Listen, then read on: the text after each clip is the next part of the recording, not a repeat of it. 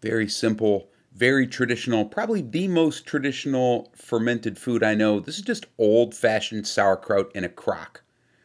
And it's so easy. There's a few key points that I want to share with you. First, we're going to take the outer leaves off, and I'm going to save those to press the cabbage down, or rather to cover the cabbage when I put a plate on it to weigh it down. We're going to take the cabbage. You can use all kinds of cabbage here. If you use 25% red cabbage to green, it'll make hot pink cabbage or hot pink sauerkraut. I used to do that to piss off one of my bosses at a restaurant I worked at because he hated pastels. Pro tip: you're going to shred the cabbage. You can use a knife, you can use a cabbage slicer, you can use a mandolin, you can use the attachment on a food processor. Now, this is extremely important.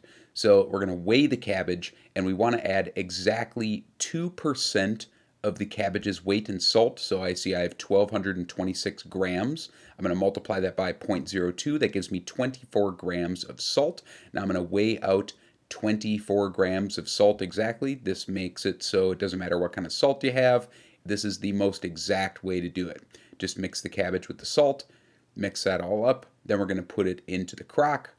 And now we're going to pound, pound, pound. Use a mallet and just crush the cabbage and pound it until it will fit into your crock. And then eventually the cabbage is going to get kind of soft, and we're going to see that liquid is coming out, and that liquid is important because that is going to cover the cabbage as it ferments and keep out any nasty bacteria. You can see that's what it'll kind of look like, and you can see if I press down, we can see there's water coming out. Not quite enough water to cover it yet. This is just after a few minutes, but there will be a bunch of water here, as you will see, or a bunch of brine rather.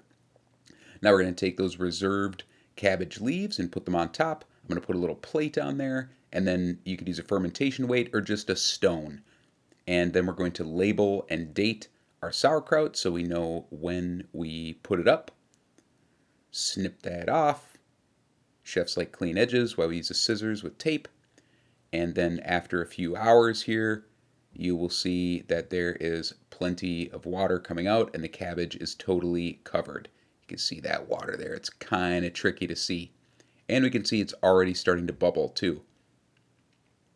Now, after the next day or a couple days, you can see there's plenty of water. Plenty of water came out to cover the cabbage. Now, after 3 weeks, usually I just let it go 2 weeks. I let this go 3 weeks because I actually wanted to see some mold so I could talk about that. And if your cabbage dries out a little bit, this is not going to happen to most people. You can just make a little salted water and just pour that over the cabbage. And if your sauerkraut is ever too salty, just rinse it a little bit after it's fermented. That's what people have been doing for many, many years. We're going to cover the kraut with a lid. Okay, after 4 weeks, this is when I finally saw a little mold because I forgot about it. You can see there is a little bit of mold on the side. So what we do here, this mold is harmless, and most of the time we're going to be cooking sauerkraut too. It's not a big deal. Just take that off and discard it. Not a big deal at all. Any of the cabbage that is underneath is going to be totally fine. If it's soft, that's kind of another issue, but I've never had that happen. Now, when the sauerkraut's done, we're going to put it into a little mason jar or whatever you want to keep it in. I love mason jars. And then just press the cabbage down because we want to keep the cabbage underneath the brine the entire time when it's in the fridge. This is basically so it doesn't dry out. So just pack that into your jar as tightly as you can. You're going to see, yep, there we go. All kinds of nice, fizzy, stinky cabbage water.